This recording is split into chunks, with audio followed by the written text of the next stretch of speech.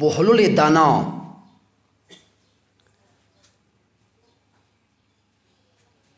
د امام شاګرد دی،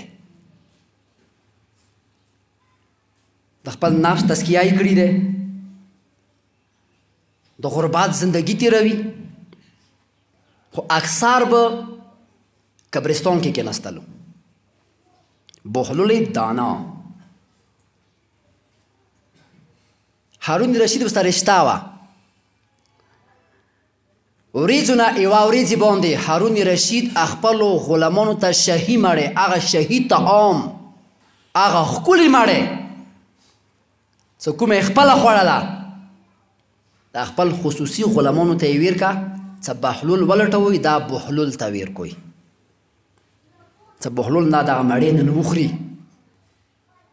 هغه غلامان څه هغوی ته پاته وه څه بهلول اکثر قبرستان کې کینی. قبرستان ته راغله، سترګې یې وغړولې، بهلول ناست دی، سلام یې ورته وکړو. څوک یوئ؟ ویل هارون رشید خصوصي غلامان یو، تا ته مه ای بادشاه والا خصوصي مړی نن راوړي دی، هغه خوندور طعام تا ته ما راوړی دی.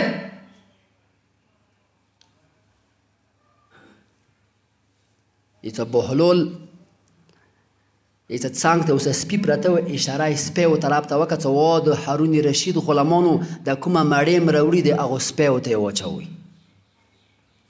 او غلامانو ته غوسه شوه، ځکه دا مړۍ بل وزیر ته مو وړي وې، بل چا ته مو وړي وې، هغه به یې موږ شکریا ادا کړې وه.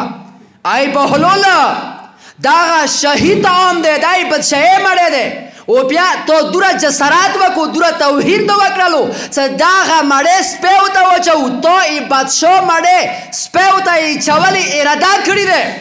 یا یې څه بهلول غږ ترې وکړو، څه خبردار ورو ورو یا غصې کې خبرې مه کوئ، قسم په خدای دی که دا سپي خبر شي څه هارون رشید مړی دی، دغه سپي بیا ونه خوري.